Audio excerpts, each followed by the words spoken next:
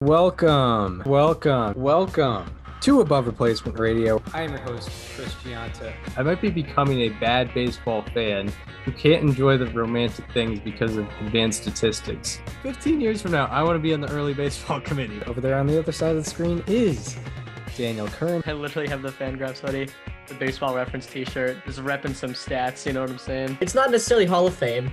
It's not necessarily above average, but we can guarantee you we are better than just the standard replacement level college sophomore. And welcome to Above Replacement Radio. We're talking baseball kind of whenever. I'm your host, Chris Gianta. Over there to my actual left, as you cannot see on YouTube, unfortunately, is Daniel Curran. How you doing, Daniel? Chris, I am doing well today. It's a big show for Above Replacement Radio. We have a guest today. Yes, we do. We have, it's kind of like the guest we have. It's a lot of like he's very similar to our style of baseball content. Not in terms of what we do. We don't make 12-minute videos and breakdowns and stuff, but in terms of what we dive into, what our interests are, and how we view baseball as a whole. Very, very similar. So we were excited to have him. It's Foolish Baseball, also known as Bailey. It's his real name. I think Bailey Freeman's his full name, but that's been publicized out there. Doxed. We're not giving out govs without permission regarding his name, but yeah, awesome to have him on. We already did the interview before we're recording this part now, so good stuff. So really excited about it. Yeah, no, he was a lot of fun. We talked about some of the origins into his channel and the process that he goes by in making his baseball vids, and also, of course, we dove into some deadball era topics because, Yes. I mean, the deadball era is it's such a fun thing to get into.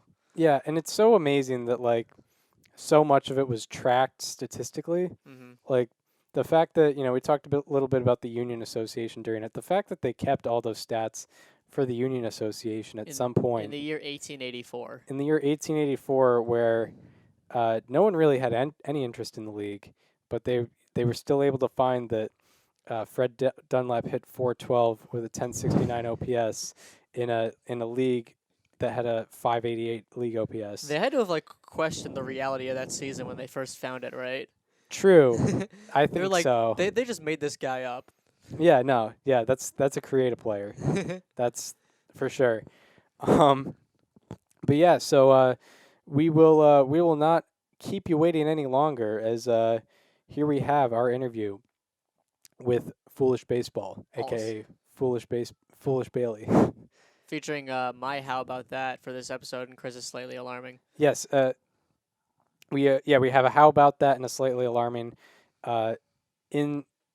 in this, and he has a How About That and a Slightly Alarming along with it. So our second How About That and Slightly Alarming guest How About That and Slightly Alarming, which was very cool to have a little bit of analysis on who he's highlighting to start the year out. So yeah, here's our interview with Foolish Baseball, aka Foolish Bailey.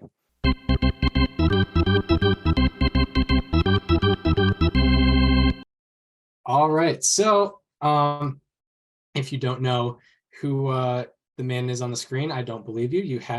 We have Mr. Bailey from Foolish Baseball here. You may know him from his YouTube channel, Foolish Baseball, from his Twitter, or from his other YouTube channel, Foolish Bailey. How you doing, Bailey? I'm doing great. Season has just been going swimmingly so far. I think these rule changes are really making a better product for the fans to watch on the field. So I'm just ecstatic at the state of Major League Baseball right now. It's definitely been a weird adjustment because the first weekend I was watching all the West Coast games and I was like, wait, they're done at 12:30? Right. Yeah. Like I can actually see the what end do of you them. mean I'm not staying up till 1 a.m. to watch baseball every night? Yeah, exactly. Right. Yeah. It's weird because you have the 4 o'clock games and it's usually overlap into the 7 o'clock games. And now that's not even, there's like this weird sort of gap between them. Yeah. It's very, very odd. So, obviously you have the Foolish Baseball channel. It started as Out of the Park as a as a thing for Out of the Park. Then you got into baseball bits, which you came known for. And I heard that it started as an argument with someone on the internet or people on the internet. What was like the origin of that argument, and was there any follow-up on what that ended up being? Right. Well, like all good things, Baseball Bits was born out of getting mad on the internet. That's where most good ideas have come from lately, is because you got mad on the internet. Now, it wasn't like I was actively participating in an argument. But what was happening is that the first episode of Baseball Bits I made was about this, what was at least perceived to be like one of the worst calls an umpire had ever made in MLB history. It was Jerry Meals at home plate in the 19th inning, a sliding in Julio Lugo, and it just seemed like the throw beat him by a mile, and it did. The question was simply whether the tag was or was not applied. And I just sort of seen this narrative grow where anytime there was any sort of discussion, whether it be on Twitter or on Reddit, like, oh, what's the worst, call umpires ever made? It was like a battle between that and maybe like the Armando Galarraga, which is actually an awful call, or like the Don Denkinger, like 1985 World Series call, like that's a terrible call, and I just didn't feel like it deserved that treatment at all, because we were discussing like, whether a tag is applied or not. I mean, we're talking about like millimeters of difference, between a glove touching your pant leg and not. So I basically sought to like, in my mind, like correct the narrative to some degree and just show people, hey, it's not a discussion of whether the throw beat Julio Lugo. It obviously did. It's whether the tag was applied. Yeah, I mean, when you look at it from like the main home plate angle, like what you just saw, during the game in real time, it looked like an obvious out call. And in the moment, it's understandable that there'd be outrage over the call being safe. But yeah, when you look into it more, it is a lot more questionable. Yeah, absolutely. And this, and that's a call that was often cited. This was in the few years leading up to instant replay review. And the irony of it is that I think if that call was given the scrutiny of instant replay review, it wouldn't have been reversed. And I think maybe even the Alec Boehm home plate play from, I guess, a couple years ago now, is proof of that, right? That it would have to be just so clear and obvious that in order to reverse it, Yeah, and yeah, if they ended up looking closely, it might have been one of those inconclusive calls that we see very often. And for context, if people weren't knowing what we talked about, Bailey made a video about I think it was July 26 or technically July 27, 2011, when it ended up being a 19-inning game. Julio Lugo, rest in peace, Julio Lugo, came into home, throw beat him, but he was called safe, and it was an analysis of why it may not have been an obvious call. So with Baseball Bits, you also do a lot of statistical analysis. You use a lot of statistics that are evolving and relative to the modern game that maybe not a lot of that the casual fan might not know of. What has been your evolution with like understanding baseball statistics? Because everyone starts with average, home runs, RBI, and then they kind of move on and they figure their way out. How did you make that sort of jump? Yeah, I'd always been like a sports almanac kid. Like I remember having like big, like thick annual, like Total Baseball, and it would just have all the leaderboards of any stat you could imagine, whether it be the previous seasons or career. And so, I had a pretty good idea of what the career home run leaderboards looked like, or who had the best career averages or things like that. And around the time when I was probably 12 or 13, I read Moneyball, and Moneyball is, I think, for many people, like the moment when sabermetrics started to go mainstream. It was no longer something that was discussed on proto forums like on the internet, like Rec Sport Baseball, which is where you get like Baseball Reference and Baseball Prospectus, and all those places are born from that movement. And now it's entered the mainstream. And I always loved stats in baseball, but that type of book kind of made me reprioritize. So now I didn't care as much, what the batting average leaderboards look like. I want to know who had the best on base percentage. And so it just kind of goes and evolves from there. And as you mentioned, my first videos were in the video game Out of the Park Baseball, which is like a baseball management simulator type game. And, because I had at least a decent like foundational understanding of like baseball sabermetrics and what kind of things you should be looking for if you want to build a winning ball club. I was able to use that to sort of gather up a very small audience of baseball nerds like myself. That's how I got my first few hundred subscribers, so that when I eventually made that transition to baseball bits, which is what I'm known for now, I still sort of had like that basis to grow. Yeah, be honest, when was the last time you looked at the MLB RBI leaderboard? I'm sure Judge led last year. I think it was like him and Alonso, but like beyond that, I have no clue, Yeah. We had a segment on our show a while ago. We were talking about Alonso, and we were like, yeah, he had like 6 billion gajillion RBIs or something like that. Yeah, he had like between 5 and 200,000 million or something like that. Yeah, somewhere in that range, I'm sure. Yeah, it's sometimes and sometimes you find yourselves in weird conversations with random people who sort of follow baseball, and you're just in a weird place of like, okay, I got to let them know that RBI is opportunity based and not what they should be looking at.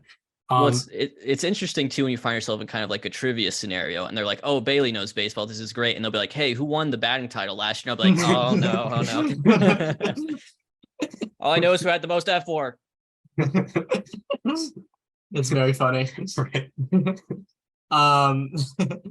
One question I have, because I do a lot of similar research, I write similar kind of analysis to what you do with baseball bits, but what is your process of kind of hatching an idea for your next deep dive? Like, do you go in looking for something, you want to know the answer to this question, or do you kind of just like derp around on Baseball Savant and you're like, oh, this is cool, I could do something about this?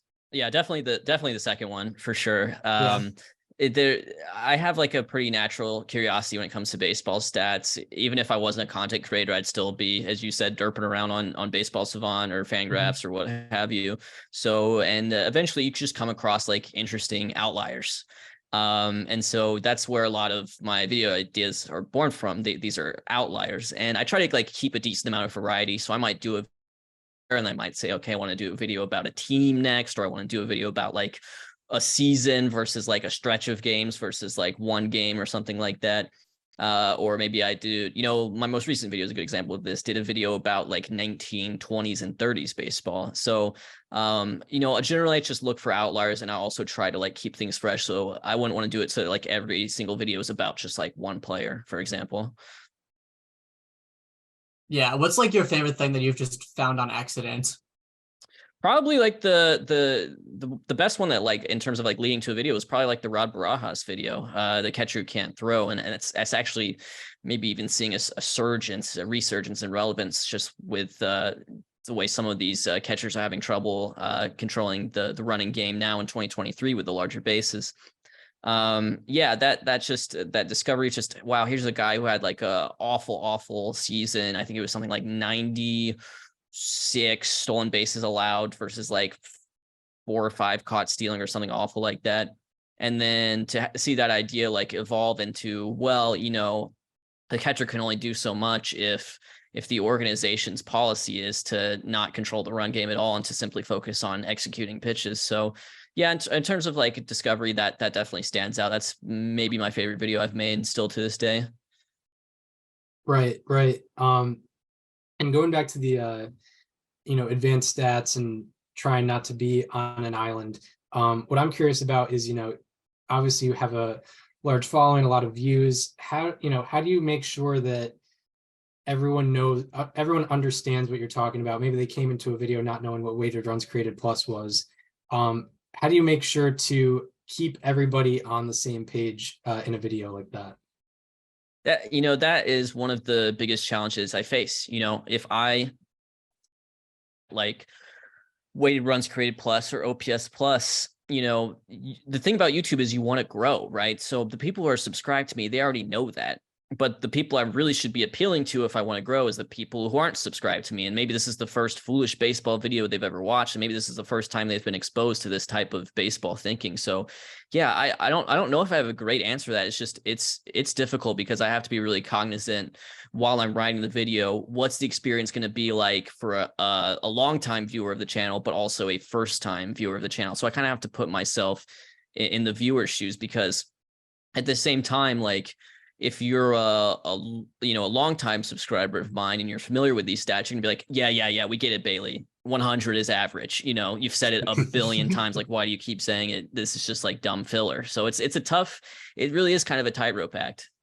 You're just trying to get it to 10 minutes so you can get that ad revenue. Right, exactly. Yeah. So I'm like, what's really good is if it was like 160, that would be really good, Yeah. Now RBI, that's when a player thrives in a run. Is right, RBI, exactly. If you weren't familiar. Now this team won 107 games. To win a game in baseball, Yeah, you must outscore the opponent. The way you these things score called runs. They call them points in other sports, but in baseball, it's a run. Basically, you hit the ball and then you run, and then the other guys have to try to get you out. Did you know when you hit a home run, you score a run, but you also get an RBI for yourself? Yeah, just explaining the basic rules of Completely baseball. Analyzing. And everything. meanwhile, they've already clicked on Mr. Beast like within 3 seconds. They're like, "Oh, Yep. Mr. Beast gave away an island. Why am I watching this?" Yeah. You've mentioned your last video wasn't quite, it was 1920s and 1930s, which is the beginning of the live ball era. Of course, the dead ball era ended in 1919. What a time it was. You just had to be there. Chris and I have done a lot of deep diving into the dead ball era. We're big fans of the classics, the Fred Dunlap 1884 legendary season, Al Spalding and his crazy win percentage. What are you do a lot of coverage on the dead ball era, both in baseball bits on your Twitter. What is the most fascinating parts to you about that era of baseball? I think and I don't, Dunlap may be a good example of this, but it's like when players emerge and they have like these outrageous seasons and then they don't even reach 10 years in professional baseball and like don't have Hall eligibility. Ross Barnes, like at the very onset in the 1870s of I guess what you could call like the professional era, is like a really interesting example of that. So those definitely stand out. And then I think I love the park factors in that year as well. Like Baker Bowl, there's just always like absolute nonsense going on. So I'm a big fan of that as well. I remember Chris and I went to Cooperstown a couple of years ago, and we saw a picture of a dead ball era ballpark where it was looked like it was like 450 down the lines and like 600 to center field. And we were like, man, I wonder why no one hit home runs back then. Yeah, exactly. And there's so much more variance than there is today. I mean, there's still a big difference between the dimensions of a Great American Ballpark or, like AT&T, but it's not anything like it was back in the dead ball era days. Yeah, and it's great to see with this Rays streak. I keep seeing 1884 St. Louis Maroons on these lists of 13 consecutive games, 4+ runs. It's the St. Louis Maroons thing is so funny to me because they went 94-19 in the Union Association, and then the Union Association disbanded and they went to the NL and they just got crushed. Yeah, exactly. And it's so funny that that's still like a lowercase like major league, Yeah. It is. The American Association. Right. Yeah, because so for context, Daniel and I are sports journalism majors, so we have different classes, and one of them we basically had to make a blog, which it's not, this is what we're going to college for, but we made a blog, and mine was about the dead ball era, so I did a whole thing about the Union Association. And Fred Dunlap, he had a 256 OPS plus, then he went to the NL and never accumulated more than like 123 or something, and he could never, and it's still considered like, oh, MLB history, even though like half the teams folded in the middle of it. It's wild. Yeah, there's and I think you can find it on the baseball Reddit still, probably. It did a few years ago. Someone did an out of the park baseball They did what if Mike Trout played in the Pecos League, which the Pecos League is like the lowest level indie ball they have in that game, and those were the type of numbers he was putting up, and he did it for like 25 It's years. outstanding. It's also just Yeah. so funny going to like the main page of StatHead and seeing like the top OPS plus seasons, and it's like Babe Ruth, Barry Bonds, Babe Ruth, Barry Bonds, Fred Dunlap, Babe Ruth, Barry Bonds. Yeah, right. Yeah, that always fascinated me. Going back to your content, I was recently fascinated by a certain video with a certain pitcher who averages about 98 on his fastball, who also has a deep knowledge of indie music, which it's crazy that that's the same human being. How did the Spencer Strider ranking of the Strokes discography idea come about? Well, so Spencer, it's weird. He like messaged me like a really thoughtful message on Twitter. It was like after he got drafted, so I didn't really know that much about him. I was like, oh, cool, the Braves drafted this guy in like the 5th round out of Clemson. Awesome. He had TJ when he was in college. I'll wonder what he'll become. And then within a year of that, he was in the big leagues. He rocketed through like every level of the minors. And then a year after that, he was one of the best pitchers in Major League Baseball. So he's a real one for sure. But yeah, as far as like reaching out to him about that, I read in The Athletic that was kind of his thing. Like on Spencer Strider start days, he listens to the Strokes, which means the whole clubhouse has to listen to the Strokes. And I believe he actually, for his most recent start against the Padres, showed up in a The Strokes t-shirt to the ballpark. So I was like, okay, this is great. I'll ask him if he wants to come on and talk about the Strokes. And then that kind of evolved into, hey, let's rank the Strokes discography. And he just goes, he messaged me, he goes, oh yeah, I already did that. I have like a whole spreadsheet with my buddy and I. I'm like, wait, what? Can we talk about that instead? You know, and we can talk about the Strokes too, but let's hold your horses here, Spencer. Like you're telling me you have a spreadsheet that's color coded with like 200 plus albums. He had been from the waiting last for few you to years. say that for so long. I know or somebody to say it, right? No, I guess what does that say about the beat reporters in Atlanta? You know, like someone at some point would have had to ask him, and I guess I got the scoop on that one. Yeah, it was like at least over 150 albums judged on like, I don't know, it was like music art, quality, impact. album art. Yeah. It was pretty crazy. I think it is very funny that like the two, big collabs that you've done with pitchers, where it's like you talked to Lucas Giolito, talked about pitching and, like how he is on the mound, and then Spencer Strider, nothing related whatsoever at all. Right. Yeah, that's a very good point. And it's an interesting position for me because a lot of these like content creators like have like formed pretty strong relationships with MLB players. And for me, it's just me and like I just have like a few knuckleheads, like they're all pitchers and they're all pretty cool and we're just kind of buds, you know. So that's about it. It's like Lucas and Spencer, and those are my guys, you know. Yeah, that's awesome.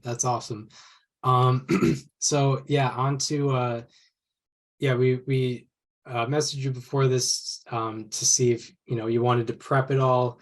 I know for us, each episode we point out an under the radar player that's been doing well as of late and a higher profile guy that's been not doing well as of late.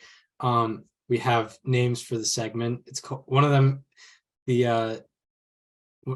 when players are doing good, it's a how about that. And for reference, I'll just share my screen on the reference for it, but it comes from. Did you find the picture? I found Nice. It's very 1960s. It comes from a 1965 Dodgers game. 22nd time this season. Can I read it? That's the Yes. 22nd time this season Sandy has fanned 10 or more batters this season. How about that? Yeah. So it's Koufax, I presume. Yes. No, I'd say it's Alcantara. Alcantara. Wow. Well, good for him. At Chavez Ravine in 1960. You wonder why he throws 225 innings a season. It's because he was around in the 60s. Yeah. He's just when that was like rubber below arm. the league average. Yeah. But, so yeah, anytime a player's doing good, it's a how about that. I just randomly happened upon that. And then when a player's doing bad, it's a slightly alarming. That's a longer story, but it also has nothing to do with baseball at all. Has nothing to do with baseball. But on to our question for you.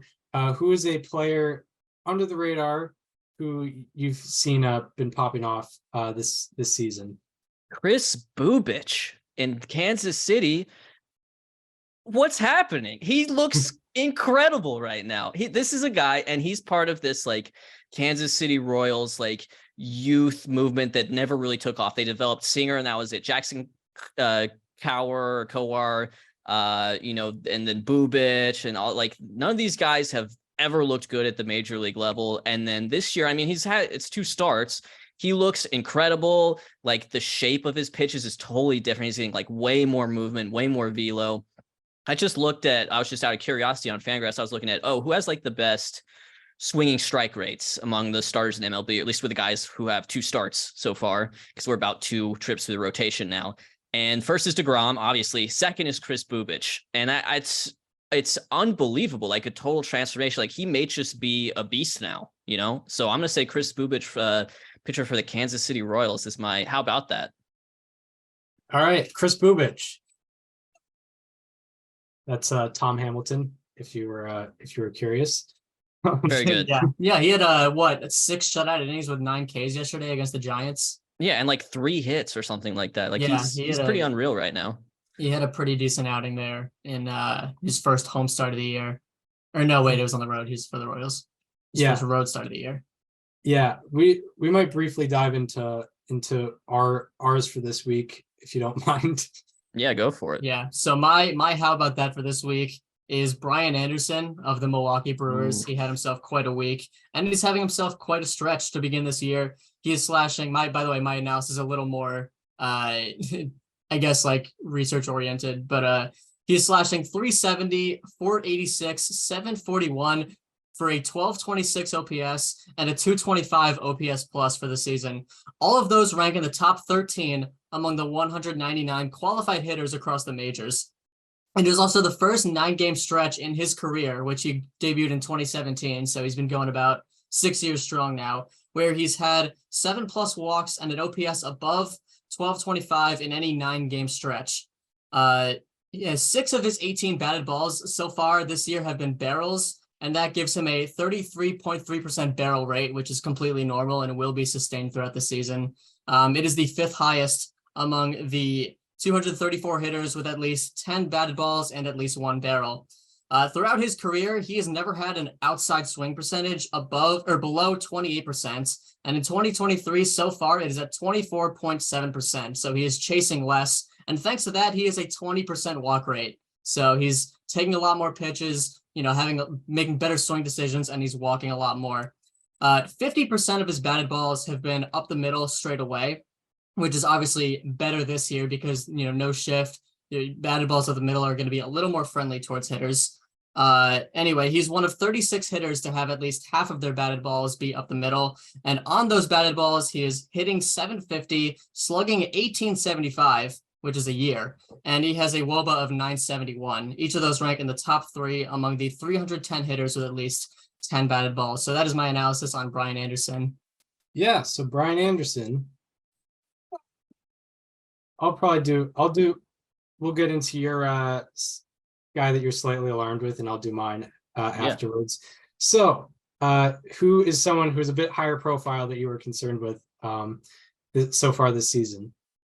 Yeah, it's interesting because I feel like he gathered up such a high profile, and I was really hyped for him going into this year. But Anthony Santander for the Baltimore Orioles. And look, there's a ton of guys who have way worse slash lines than him right now. Like, I'm not really, at this point in the season to be concerned about someone's, on base percentage when that can be so driven by BABIP or something like that. It seems a little bit early. And that's why I really enjoyed what you did there, Daniel. You brought in the swing metrics. So I'm gonna give you some swing decision metrics from Anthony Santander, who, by the way, had a massive World Baseball Classic. Looked like he was just going to have a big time season this year.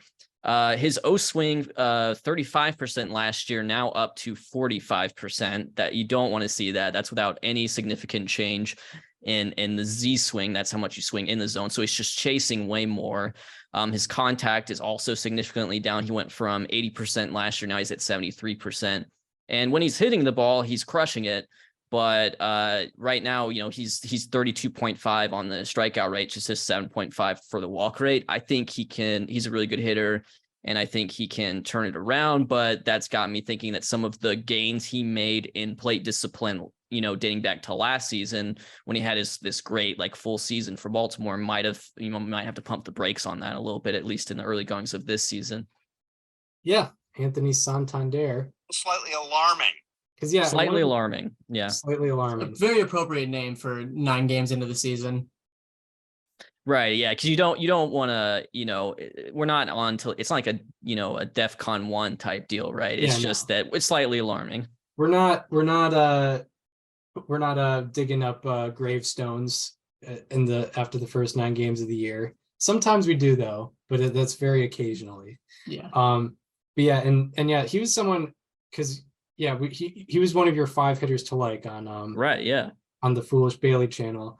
And yeah, I looked him up after and I was like, oh, he's consistently like below 20% strikeout rate and like above 10% walk rate, which plays really well. And if he's chasing a lot of pitches, that's not a great sign.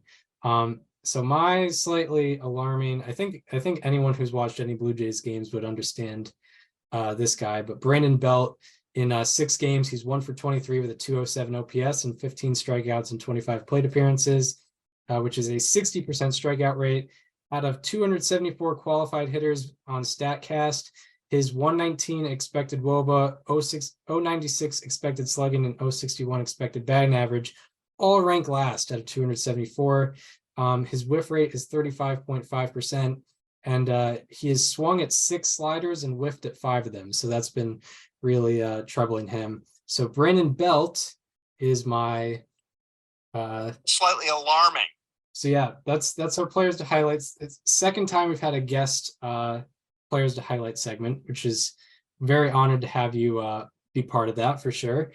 And yeah, so that's the second to last thing we'll get into, and the last thing we'll get into is the question we ask every single guest that we have on. So Bailey, if you could obtain all of the StatCast data from any baseball player in history pre-2015, who would you go with? I guess it would have to be Bonds, right? Like that he's recent enough that his skills would still be applicable to today's game. And yeah, it's just what's the barrel rate looking like? What's the chase rate looking like? What's the because he was pre-pitch tracking as well, pre-2008. Yeah. And then what's max exit velo and average exit velo. So I would have to go with Bonds. What's funny is the first few words of that question, like before I'd really had time to think about it, I was thinking, oh yeah, Satchel Paige for sure. That's who I thought you were going to go with. That's literally who I thought you were going to go with. Yeah. So, but then I'm gonna have to go with Bonds, I think. That's a good answer. There are so many good answers to that question. My favorite thing is I never like the normal follow-up to that question would be, what do you want to see? I've never had to ask that question and everyone gets right into it. You were like, yeah, Bonds, I want to see the barrel rate, the swing decisions, all that fun stuff. One of my favorite things or least favorite things, the video, I mean, I don't know if you've ever found it. There's no video for Barry Bonds breaking the all-time walks record. Oh, I didn't know that. Yeah, it's like the biggest mystery that Chris and I really want to dig up someday. Yeah. It's because they're anti-metrics. They don't care about walks. Yeah. They only care about hits, home runs, all that stuff. I was a kid. I was definitely a baseball fan when that happened, but I don't remember any fanfare, There should have been. Yeah. No one cares about that. No one cares about Ted Williams' 84 game on base streak. Everyone cares about the hit streak. Yeah, I think what we're trying to do at Above Replacement Radio is raise awareness on those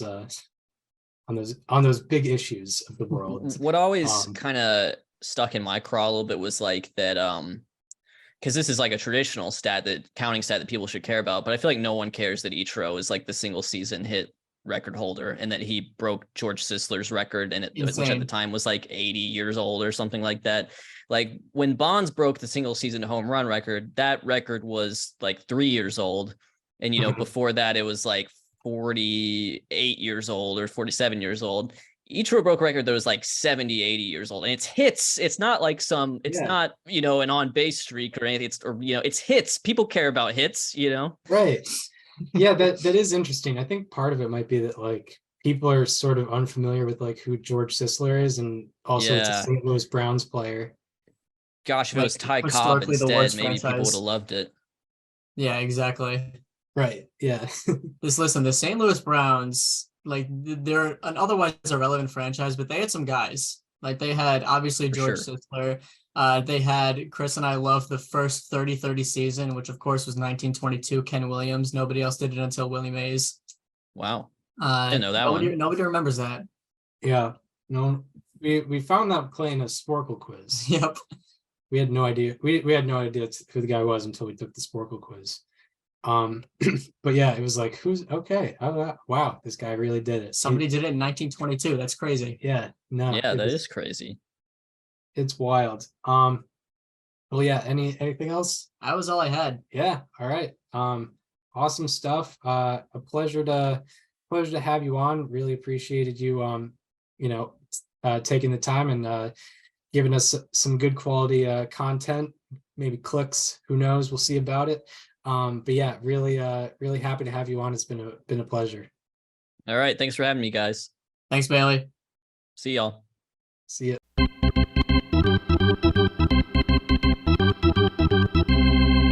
And that was our interview with Foolish Baseball, aka Foolish Bailey. Hope you enjoyed that. And yeah, that it kind of stands for itself. Really good stuff. Yeah, no, he was a lot of fun. Very, very open to coming on the show and just doing the damn thing. Yeah, like he's very approachable and I mean I was really surprised at how quickly he responded at us trying to contact him and get him on the show. It was a very, very easy process, which I didn't think it would be, considering he must get a lot of emails and people trying to contact him and get him on shows and whatnot. So but he was really cool about everything. So shout out to Foolish Baseball. Also, if you're not already subscribed on YouTube, he's I believe 293,000 followers. So Yeah. he's getting up to 300K soon. Very cool. I forgot to ask him about live-Tesla that Oh, when he yeah. got hacked. Forgot about that. I forgot about that. Yeah. Well, maybe next time. Yeah. But yeah. So now we have the current world of baseball to get into. Talking about in the last week we haven't been together and talked on the show for a week. And there were a couple of extensions that were handed out. First one was Andres Gimenez for 7 years and what was it? Was it over 100 million? It might have been like just barely over. It might have been Hang on. 106. It was 106.5. Yeah. Andres Gimenez, who really made his mark last year, especially with Baseball Reference wins above replacement because they value defense a lot. Very good second baseman. He was acquired in the Francisco Lindor deal that sent Francisco Lindor to the Mets. And he made an impression. He was an all-star. He also was 6th in the MVP last year, won a Gold Glove, while also posting a 140 OPS plus and stealing 20 bases. What did you think about this deal for, did it surprise you that Cleveland was able to do it? And what did you think about the deal overall? For that price, it doesn't surprise me. I mean, that's an average annual value of about $15 million. Of course, it is, simming a couple of years of arbitration. He might even still be pre-arb at this point. Yeah, he's only gone through 2 years of service time, so his arbitration years would have started next year. But otherwise, it buys out, 4 years of free agency plus a potential club option. So I think it's a very good signing for Cleveland. Not gonna lie, there is just something that feels wrong about the Cleveland front office doing a good thing. Yeah, right. Yeah, like Financial wise, trade wise doesn't surprise me. They've been very good at trading for a long time. They got guys like Ahmed Rosario, Andres Gimenez, who we're talking about now, Emmanuel Clase, Josh Naylor, guys like that through trades. So it doesn't surprise me that they got a guy like Andres Gimenez in the first place, but. To see him being locked up for a very long time and getting the good money that he deserves, it's a nice thing to see. Yeah, what you need to know about Cleveland trades is they acquired Corey Kluber in a deal to trade away Jake Westbrook. They had Corey Kluber for a good amount of time, where he was one of the best pitchers from 2014 to 2018, won 2 Cy Youngs in the process, and I think finished as a finalist a couple other times. Then they traded Corey Kluber for Emmanuel Clase.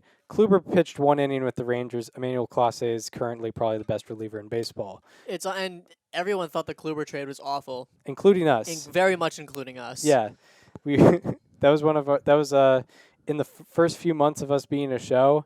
Yeah. We slammed it, and Thankfully that footage does not exist any longer. Yeah, but we're yeah. accountable. R.I.P. Periscope. Yeah, Yeah. you can no longer freezing cold take us. Yeah. Old takes exposed us. But yeah, Instead, we're just doing it to ourselves. we're doing it to ourselves. Yeah, holding ourselves accountable. But yeah, and I just looked on Baseball Reference. This also buys out this year, so it buys out. A pre-arb year and 3 years of Yes. arb. So it buys out 3 years of free agency plus a potential 4th year with the club option. Yeah. So very interesting. It's a Cleveland move, and like these deals, I think are really good for teams when you're talking about these types of players that are very athletic, and I think probably do a little bit better when they're younger. Like Gimenez, he is a great defender, a great base runner. He doesn't necessarily rely on power, and he's obviously not a pitcher. Pitchers age differently than position players. So they're going to have this very athletic player for his entire 20s. And then, if Cleveland remains how they are, he'll probably hit the free agent market at, 31, 32. And, Yeah. And try to get another deal there. Yeah, obviously this is a team-friendly deal, like you mentioned, Chris, but it also doesn't really surprise me that Gimenez jumped on this deal. I don't know exactly how the negotiations worked, but, he was coming off of his first, really good season, his first season where he was kind of proving to be a sustainable player in the major leagues, and to be presented with that kind of money after only that long, it can be hard to say no. Yeah. Especially with his tool set, he's not exactly the biggest power hitter. He does play very good defense, which is, I don't want to say, I don't want to act like it's not sustainable, but sometimes, there is question marks as to how difficult it could be to replicate something like that. Right. Yeah, and yeah, like he had a crazy good defensive year. As I dig a little deeper on the numbers, I know it looks like defensive runs saved wise, he had 17 total, 16 particularly at second base, which is where he had most of his innings. But that's really crazy. He had over 7 B WAR, and I think also near 7 F WAR, which is harder to do when you do a lot on defense, and not as much on offense. So yeah, and I mean coming off a career year, and how often is a 24-year-old gonna deny over $100 million? Yeah, I mean it's good for both sides. I think Andre Gimenez got about market value Right. money. Especially considering he's in a pre-arb year still, Yes. which he would be getting not more than $1 million. Yeah, I mean they're giving him 1.5 million this year, Right. which is pretty close to what he'd be getting regardless, maybe even exactly that. Right. And even in first year arbitration, you're getting maybe like half your value as you would on the free agent market in a single year. Then second year arbitration, it's maybe like 2/3, and then once you're at third year arbitration, you get about your full value for the most part. Yeah. But yeah, like considering arbitration, obviously we've talked about this many times. It's not really they're not really saying, oh, if Gimenez was a free agent right now, he'd get $15 million a year. Yeah. If we're gonna look at this through the lens of his future career, what he essentially did was right now simmed his arbitration and signed a 3-year, $70 million contract. Yeah, that's because he's getting $23 million a year in 2027, 28, and 29 before the club option takes over in 2030. That is that's good for him, and yeah, he'll very happy to do that. And I know the Guardians sort of did this with Jose Ramirez Yes. before the 5-year, $124 million deal. I know he had a smaller deal that was like 7 years, $50 million-ish. I think he probably signed it earlier in his career. But he signed one of these deals.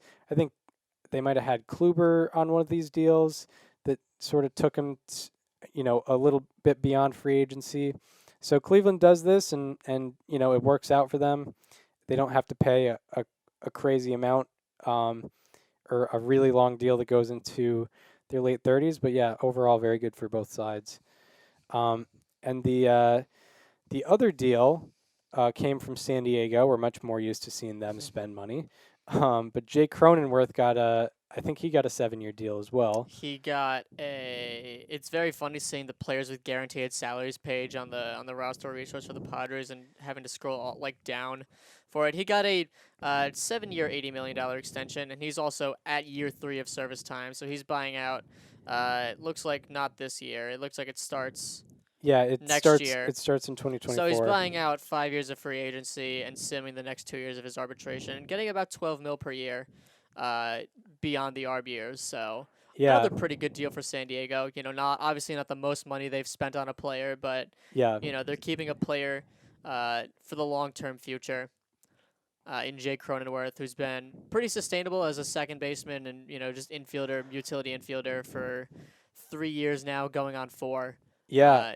I mean, I don't think a lot of takeaways from Padres contracts in the past 6 months have been, wait, where do they have this money? With the Bogarts extension, with the money they tried to give to Trey Turner and Aaron Judge, with the Darvish extension, the Machado extension. I don't think too much of that exists with the Cronenworth deal. This is team friendly and also good for him. Yeah, absolutely. And yeah, he's, it signs him up to be a Padre for most of his career. He's already 29. Yeah, he came up already a little bit on the older side for someone coming up in the majors. But yeah, so yeah, I think this. Yeah, I agree. This is a really good deal for the Padres. He put up over 4 F4 in each of the past 2 years, leading up to 2023, and in his rookie year, he was a Rookie of the Year finalist, which was that was in 2020. Very consistent both offensively and defensively. The Padres, he's kind of like, you've the past couple years you've been like, okay, maybe Machado's slumping, maybe he's not, maybe Tatis is there, maybe he's not. I feel like Jake Cronenworth has always just kind of been around doing his thing, and I mean he's also been consistently healthy. In 2020 he played 54 games, which was out of 60, and then the last 2 years 152 and 158.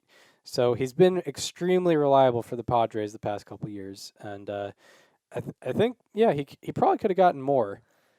He could have, but also, I mean, when you see what the team has built, I mean, they're not building around Jake Cronenworth, but from his perspective, when you see what this team is building around you, it's hard to say no to staying here long term while also getting, the generational wealth. And I mean, maybe he could have gotten more, but I mean, I don't think this is, I don't think people are crying underpay for this one. No, yeah.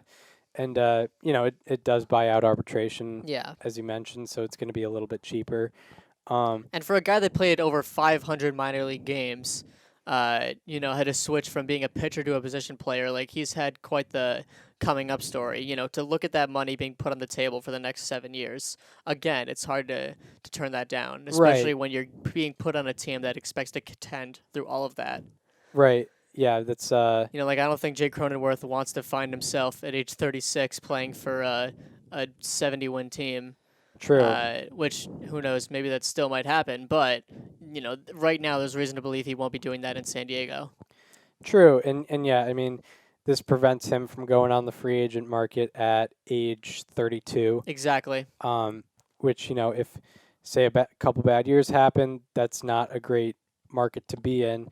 There's less teams willing to take a flyer out on you, or at least, a long-term flyer out on you. So yeah, him, being able to get 7 years and be basically a Padre for life. That's it also shows, yeah, he's probably buying it a little bit to this Padres organization and what they've been doing, the past couple of years and what they're setting up for the next, however many years, 5, 10, however long it may be. All right, anything more on the Cronenworth deal? No, not really anything else. Yeah, so those 2 extensions were handed out with Andres Gimenez and Jake Cronenworth. So there has been one team really taking all the headlines over the past 9 games, as they are 9-0 with a ridiculous run differential as well. Was it 81 to something in the teens or something? Something crazy. But the Tampa Bay Rays are 9-0, and they're outscoring their opponents 75-18. What have been your thoughts on the Rays so far this year? You just can't ever doubt this team. Like when, they obviously suffered a down year last year because of a lot of injuries. They didn't win a postseason game. They scored 1 run in those 2 games. They went out very quietly to a Guardians team that wasn't exactly lighting the world on fire in the playoffs, especially in that first round. And the AL East, every team kind of got better in a lot of ways. So it was easy to kind of count the Rays out this year. But this team, at the second you think they're down, they come right back up. Every single person on this team has been contributing greatly. I think, they have Wander Franco, Randy Arozarena, Josh Lowe, Harold Ramirez, and Luke Raley that all have a weighted runs created plus above 200. Yeah. And at least 20 plate appearances. So, those guys are obviously killing it. And then there's a bunch of other guys that are quite close to that as well. Right, yeah. The offense has been among the best in the league, probably the best in the league. And we'll get into the teams they faced later, but I'll let you get into more about them. Yeah, it's been on all fronts. Their team OPS plus, or their team OPS is 967. Their team OPS plus is 173. They have 7 guys with 20 plate appearances and an OPS above 1,000. It's ridiculous. And then on the pitching side, you talked about Jeffrey Springs last week. He had another great start this past week, in which he threw 7 shutout innings, 7 strikeouts. He currently has 13 shutout innings under his belt with a 1.40 FIP. You could argue Drew Rasmussen has been better, as he has also 13 shutout innings but a 109 FIP with 0 walks and obviously 0 home runs. And then Shane McClanahan's doing his thing with a 1.50 ERA. It's funny to see Zach Eflin is bringing the team ERA up, but it's still a 3.27 ERA and a 2.67 FIP with 12 strikeouts to 1 walk. On all fronts, this team is dominating. It's hard not to look at the schedule, but even if you give any team the if you give your average team the not the A's, but the Tigers, the Nationals, and the A's, if you give any team that, they're gonna lose a couple games and whatnot, or maybe they'll win by 1 and not 4 every single time. But considering how much they've been dominating, it doesn't really matter who the teams are. This is still a really significant story with what's going on in Tampa Bay. Yeah. They actually, as a pitching staff, they have the highest ground ball rate in the majors at 48.3%. And I'm checking their outs above average right now to see if the infield has been doing well in that regard. They rank, where do they rank in outs? Oh, they actually rank 23rd with -2. That's fun. What is their BABIP against on ground balls? That's a good question. Because they obviously are giving up the most ground balls of any team. Regardless, ground balls are the best. Well, between the 3 most common types of batted balls, ground balls are the best ones to give up. Yeah. Obviously, pop-ups are the overall best, but you can't expect that for more than about 15%. Right. Yeah, the leader in pop up percentage is usually around 13% or something, which, 1 out of every 8, and you're leading the league. Ground balls, meanwhile, the league leader is going to have like a 70% ground ball rate as opposed to the league average of 45.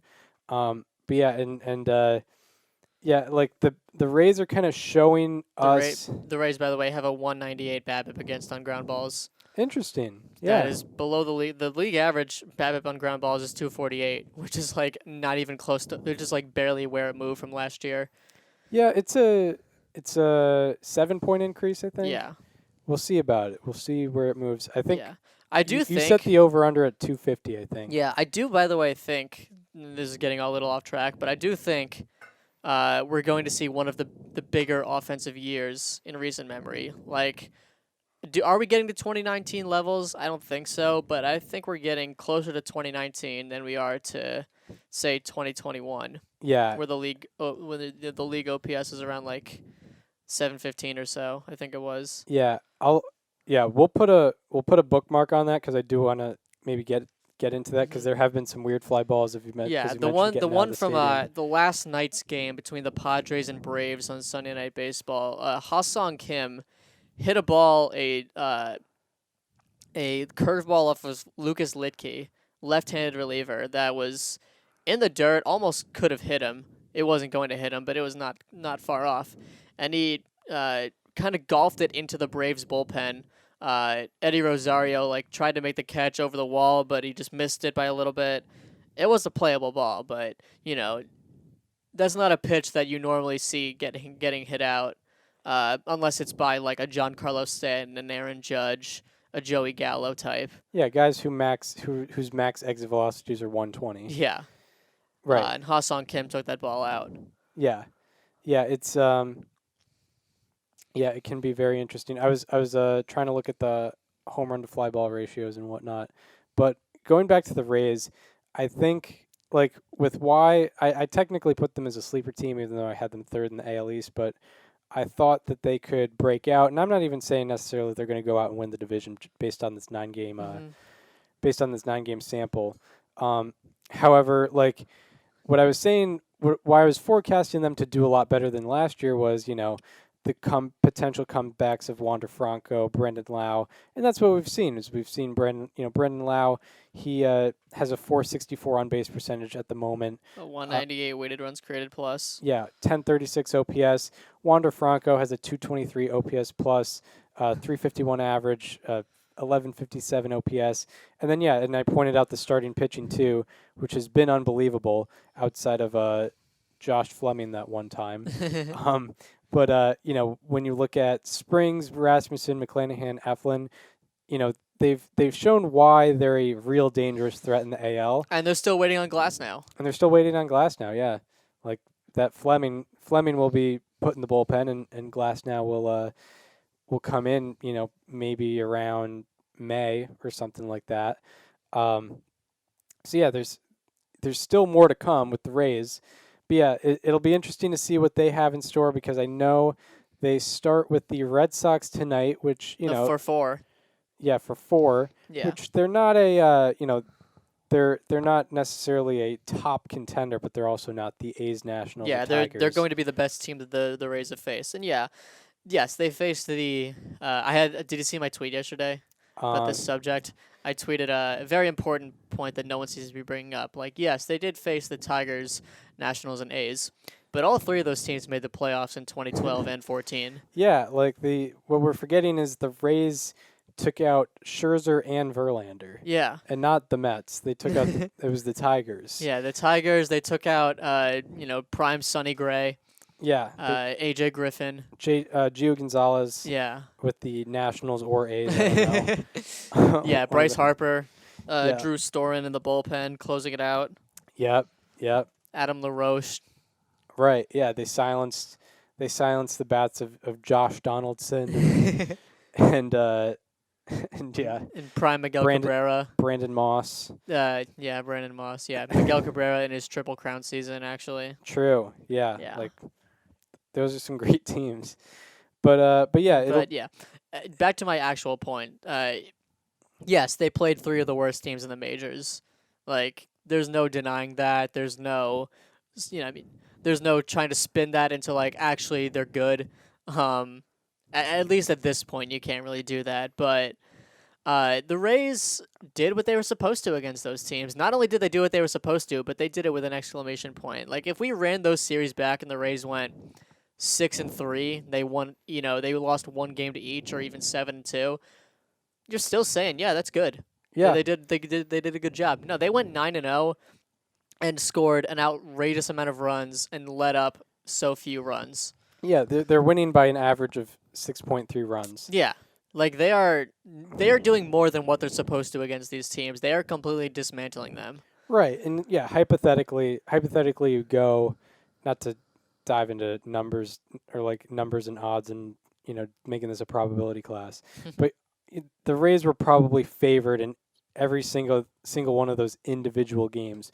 But the odds that they'd string all 9 together is low, and the odds that they'd string all 9 together and also beat them by an average of more than 6 is extremely, extremely low. So they're providing a lot of optimism, and luckily we'll have the opportunity to see them against the Red Sox and then the Blue Jays on the road, which will be pretty cool. Seeing them match up with one of the top AL East teams over the weekend, that'll be interesting to watch. But we'll have to wait until then. Yes, we will. But yeah, they're they're a very cool team. Kind of flew into the season under the radar, but now they're on everyone's radar. With this crazy stretch, but yeah, with the statistics this year, yeah, the home run to fly ball ratio is a little bit up from where it was last year. And last year we were talking about the ball was kind of dead. Mm-hmm. Yeah, what have your thoughts been on the offense so far this year? It's been, I'd say, kind of where I'd like it to be. I mean, the league average OPS, the last time I checked, was like I think 730. Right now it's 735, so it's getting up there. It's probably going to be way up there by the end of the year. I wonder what it was in April of 2019. Right. I'm going to check that right now because, April is usually the most dead month for offense because it's still cold out. Guys are getting used to, getting into the full routine. Like, it's not surprising. Like, you remember in 2021 where we were talking about, like, oh, my God, the league is a 233 batting average. All these launch angles are ruining the league. The league ended up at 244 last year. Yeah. It's funny because I don't think the shift ban is doing that much. Right. The number of singles hit per game is pretty close to where it was in the past. It's not like it's it's just about the same level where it was in the past. Yeah. Few years. So yeah. In terms of what But the home run rate is pretty high.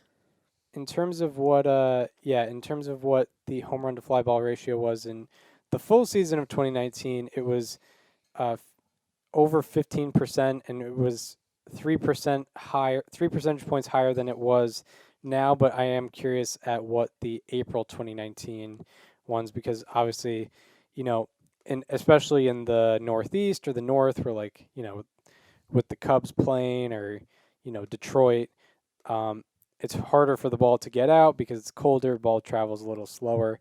So the home run to fly ball ratio might be a little down. Yeah, so in 2019, the March/April home run to fly ball ratio was 14.4%. Right now in 2023, it's 12.4%. So I mean, if we're just looking at general statistics, so the league average in April of 2019 was 245. Right now it's 249. The league average OBP was 321. This year it's 325. The league slugging was 421. This year it's 410. So that's really where the big difference is. Yeah. The slugging is not as crazy, but also a 421 slugging league-wide for an April is pretty insane. yeah, I'm pretty cool with where it is right now. It'll probably. I think the league OPS ends around 245-ish. I think my ideal, spot would be between like 725 to 735, maybe Yeah. 740. Yeah, I know in 2021 it was like 727 or something. That's Yeah, kind It was of 728. yeah, I liked where that was at. Yeah. Um, yeah, league average ERA, or wait, that's not this season. Never mind. But yeah, interesting to look at as always. What the league is doing, but yeah, the juice ball. I don't know. I don't want it back. I want whatever they were using in 2021. Yeah. That's kind of where I would like it. It's Perfect. Yeah. it's kind of it's the sweet spot. It's the sweet spot because last year was a little too soft in my eyes. Sure. All right. Do we want to get into the players to highlight that we didn't do? I would with like to talk Flores? about one other team real quick. Yeah, The Arizona Diamondbacks yeah, were a team that I think a lot of people were high on at the beginning of the year. I know Bailey, our guest for today, was pretty high on them. They are 6-4, and they've only played the Dodgers and Padres. They've already played, I believe, 8 games against the Dodgers. They have 5 more, and the next one is in August. yeah. Which is that's the fun of the new schedule. Right. Yeah. Less division play. So they're 6-4, looking interesting. They're at the top of the NL West right now, actually. And then would you like to guess which position player of theirs has the highest F4? That's a good question. It's certainly not Christian Walker. No, it's not. He is one of the 3 or 4 hitters with a minus on that stat. Is it like Jake McCarthy? It is not Jake McCarthy. He is at 0, actually. Was it Perdomo? It is Geraldo Perdomo. Yeah, I cheated a little bit because I was That's on the fine. baseball reference That's page. fine. Geraldo Perdomo, I mean, he has a 600 BABIP, so that will not be sustained. But he is slashing 438, 571, 813 for the 254 weighted runs created plus in 22 plate appearances. And he also has positive defense, so he's already at .6 F4 in 22 plate appearances. Wow. Which is very fun. Josh Rojas is right behind him, and then followed by Evan Longoria, Nick Ahmed, and Corbin Carroll, which is kind of everyone's top 5 for the Yeah. Diamondbacks position players. Yep. Roughly in that order. Right.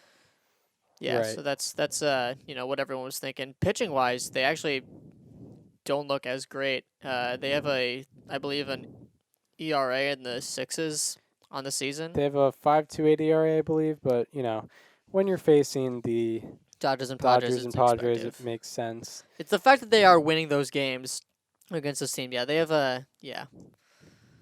that's, But yeah, it's a very good sign. What the Diamondbacks are doing in that division. I mean, it's sort of a preview of what they could be potentially doing in the next couple of years. And even this year, we have, there's 6 NL teams that will make the playoffs, and the Diamondbacks, if they overperform just a little bit, they could sneak into a playoff spot. Especially considering they just went over 500 in a 10-game stretch against the 2 big dogs of not only the NL West but sort of the National League as a whole. not only that, but I mentioned they're 6-4. Like in a different world, they could easily be 7-3 because they had that one game against the Padres where they gave up back-to-back home runs in the 9th to lose. Right.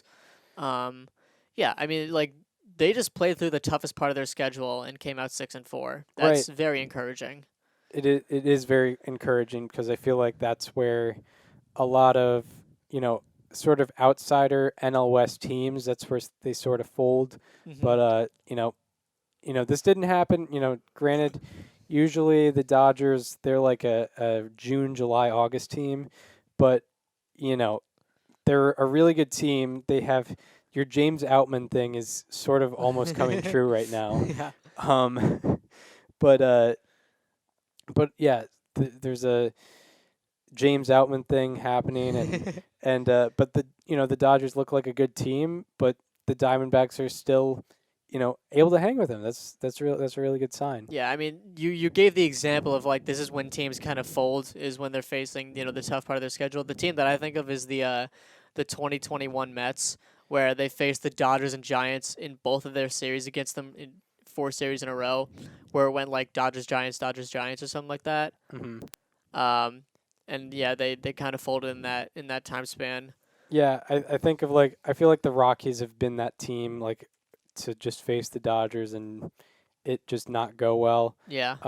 In the middle of their season where maybe they're peaking out a little bit, but can't do that. Although I don't have a specific example. I could be wrong, but Hmm. I feel like this just happened when they just go on the road to Chavez Ravine and they just get swallowed up. But that's more of a feeling I have.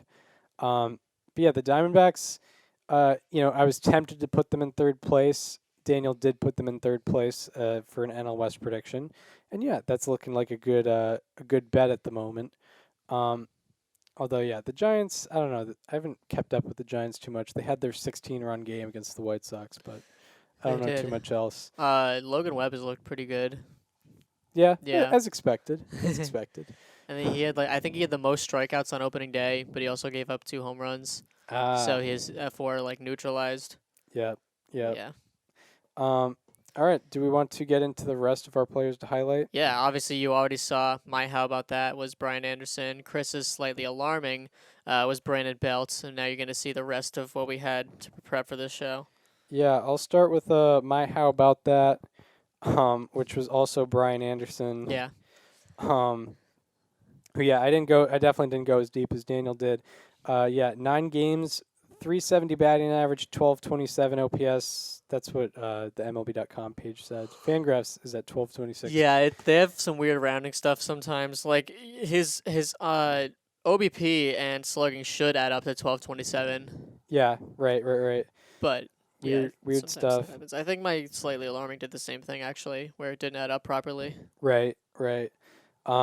Anderson is also, his expected numbers back him up. He's in the 90th percentile in expected slugging, 95th percentile in expected WOBA, and 88th percentile in chase rate. He has a 20% walk rate and 19.1% chase rate. He ranks 7th in OPS in the league right now and 11th in walk rate. And on 18 batted balls, 6 have been barrels. And out of the 310 hitters with 10 plus batted balls this year, Anderson's barrel rate ranks tied for 4th. So he's seen the ball really well, and along with that, making great quality hard contact along with contact that can get him extra bases, and that's worked out for him. He has 3 home runs already. Brian Anderson once again from both of us getting a. I think April 10th has to be the earliest we've both picked the same guy for players to highlight. Yeah, true. Between true. the 4 seasons now that we've done it. Yeah, and what sucked is on those leaderboards, it was a lot of guys you expect to see up there. Yeah, that is kind of the thing. Like Mike Trout's up there, Aaron Judge is up there. You figured at this point there would be more Wander Franco, more Brian Anderson types, but that's not. There the are case. definitely plenty of others. Yeah, James Outman was a good candidate. Yeah, I just didn't want to do a Dodger for 2 episodes in a row. Exactly. Yeah, that's why I didn't want to do it either. Yeah. Because Daniel did Miguel Vargas last year, and so there's Adam Duvall up there, who I did last week. Matt Chapman, you could do, but you could definitely do. You'd have he's to dive also an pretty all-star. deep. You'd also have to dive pretty deep into that one. I mean, he's been great for my F4 team. I'll tell you that. Yeah, Mike Trout, Brian Reynolds is, they're both high-profile all-stars. Aaron Judge, obviously. Wander Franco has a high profile. Gleyber Torres, you could do. That would be a victory lap for me. Yeah, you could do. Vladdy Jr., Randy Arozarena, Will Smith of the Dodgers, and then James Outman, and then Brian Anderson. So that's where it kind of landed. But it's weird. Yeah, not a lot of random guys quite yet. I'm waiting on them. Adam Duvall is the most random guy, but we already did him. So that's my.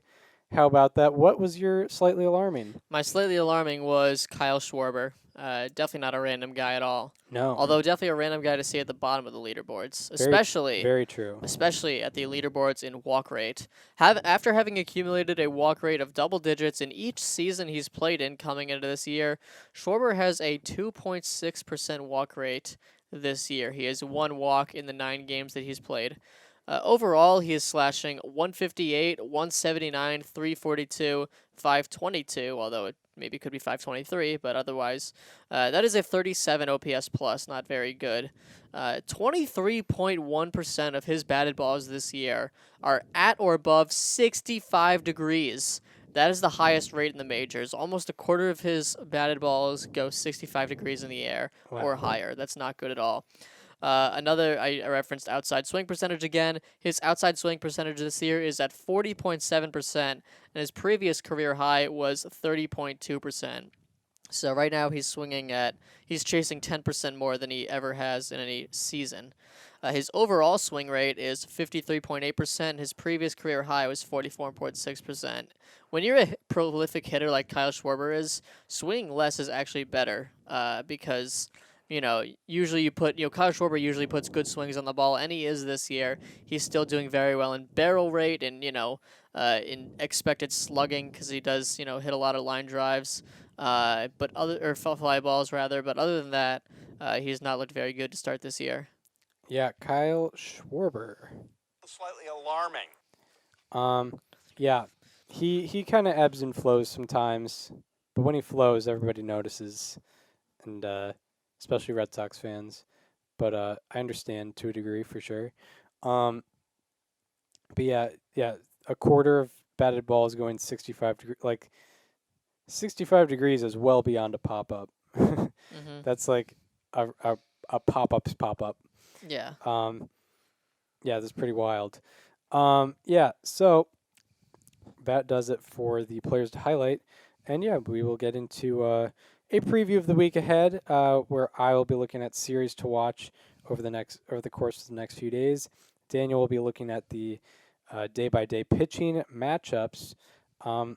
So yeah, for series to watch, we already have one underway. I think there's a crew of good, solid, interesting series. East and West Coasts. I think last weekend, this past weekend there was not really many great series, but this upcoming week we got some good ones. The one that already started is Twins White Sox, two teams that kind of preseason were looked at to be at around the same level, and in the AL Central, it's whoever really gets on a streak is gonna take that AL Central most likely. There's not really a clear favorite, a clear-cut favorite like there are in a lot of other divisions. Then we have a playoff rematch, Guardians-Yankees in Cleveland. They made for a really entertaining playoff series last year. It'll probably be similar to, in this series. Obviously, the stakes are a little bit or a lot different, for sure. Another playoff rematch between the Mets and Padres. Mets have been a little underwhelming at the start, but also have a lot of injuries right now. Padres just, I think, took the series from Atlanta, or did they not? They took 3 out of 4. They took 3 out of 4. So yeah, Padres coming off a really good series. They're going into Queens.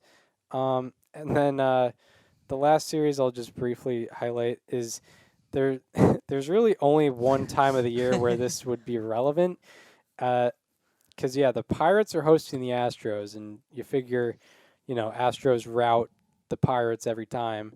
But the Pirates are really doing well, and the Astros really are not. So who knows? Maybe you could see the Pirates, take like 2 out of 3 from the Astros if they're playing 3 games. Unfortunately, O'Neal Cruz is going to be out for a long period of time. He had surgery today to repair a fractured ankle. Yeah.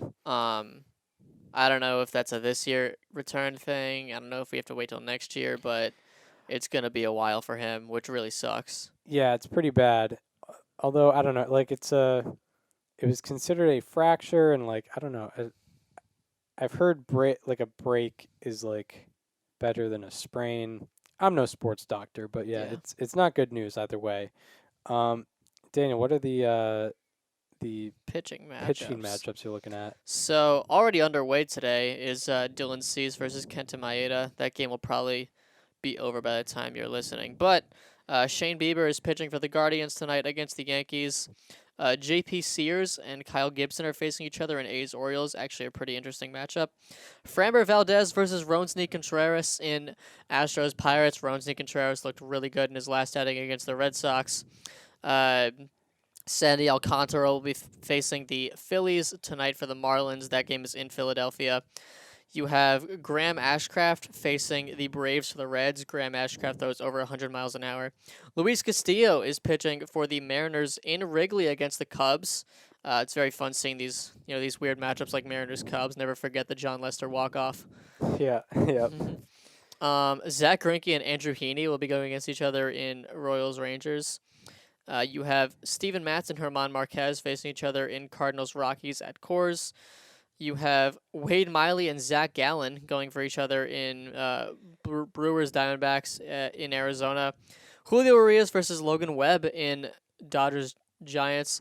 Matchup of the night comes from Padres Mets at Citi Field. It's Yu Darvish versus Max Scherzer. Rematch of Game 1 of the NL Wild Card. That is correct. Hopefully it goes better for Scherzer. Yeah. He's been kind of struggling this year to start off, but yeah, I think he's given up a good amount of homers.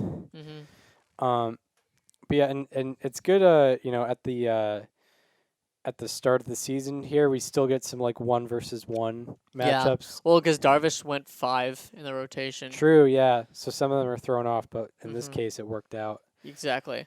On Tuesday, you have Garrett Cole facing the Guardians. He's looked awesome in both of his outings so far. In A's Orioles, you have Kyle Muller versus Grayson Rodriguez. Gray Rod looked awesome in his first start against the Rangers. Kyle Muller has looked pretty good this year as well. In Astros Pirates, you have Christian Javier versus Mitch Keller. You had a lot of good matchups on Tuesday. You have Shane McClanahan and Corey Kluber going against each other in Red Sox Rays. You have Jesus Luzardo and Aaron Nola going against each other in Marlins Phillies. You have Alek Manoah pitching for the Blue Jays against the Tigers. You have Chris Flexen and Hayden Wesneski facing each other in Mariners Cubs. That's going to be a fun one. You have Jacob deGrom facing the Royals for the Rangers. That's going to be in Texas.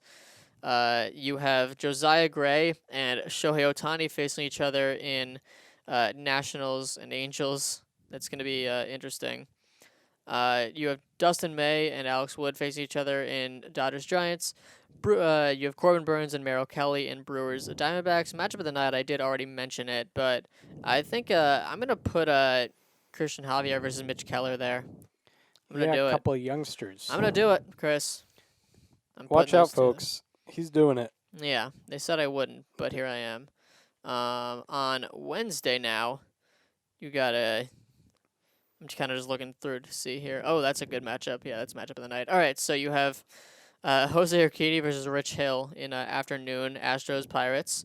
You have Tyler McGill facing for the Padres for the Mets. Lucas Giolito and Sonny Gray going against each other in White Sox Twins. You have Logan Gilbert and Marcus Stroman facing each other in Mariners Cubs. Jack Flaherty and Jose Arena facing each other in Cardinals Rockies. Brandon Woodruff facing the Diamondbacks for the Brewers. Edward Cabrera and Zach Wheeler facing each other in Marlins Phillies. Mackenzie Gore facing the Angels for the Nationals. You're going to have Chris Sale and Zach Eflin going against each other in Red Sox Rays. Eduardo Rodriguez versus Kevin Gausman in Tigers Blue Jays. Brad Keller and Nathan Ovaldi going against each other in Royals Rangers. Kershaw versus Alex Cobb in Dodgers Giants. And matchup of the night comes from Reds Braves in Atlanta. It is Hunter Green versus Spencer Strider. Yeah. I believe both of them debuted in the same series against each other, or not against each other, but at Atlanta at the beginning of last season. Yeah, it's a playoff rematch, and they're both franchises are in the exact same spot as they were when they were in the playoffs together, facing each other. That's true. That's true. Not a whole lot is announced on Thursday. Cole Irvin will be facing the A's for the Orioles in Camden. Corey Kluber will be pitching Thursday. He will not be pitching on Tuesday. It'll be him versus Jeffrey Springs in Red Sox Rays to close out that series. Nick Lodolo, who had 12 strikeouts against the Phillies on Saturday, will be facing the Phillies again, this time at Great American Ballpark. He actually has better numbers at home, so look out for that. There's no real matchup of the day for this day, but I'll just announce Spencer Turnbull versus Chris Bassett, two guys that have struggled this year, looking to turn it around in Tigers Blue Jays in Rogers Center. And Jordan Montgomery will be going for the Cardinals against the Pirates in St. Louis. And that is all I got. Awesome. Well, this has been a special episode of Above Replacement Radio with Foolish Baseball in the house for us. Absolutely. Loved having him. And yeah, it lined up perfectly because around the time we usually record is when he was available to talk. So lined up well. So we just recently did the interview, so it's really fresh with us. Really good stuff, and yeah, we hope you enjoyed this one. If you are listening on Apple Podcasts or Spotify and want to watch the interview with Foolish Baseball, go to the YouTube channel. It is called Above Replacement Radio, and also catch all the other digital content we have, video related. Also, follow us on social media. Follow me on Twitter at Chris_Gianta. Follow Daniel on both Twitter and Instagram at Daniel_Curran, and follow the show Instagram at Above Replacement Radio for all the show needs. And yeah, we hope you enjoyed this one, and we hope to see you next time, where we will be talking all the happenings in Major League Baseball. Once again, see you then. This conversation is over.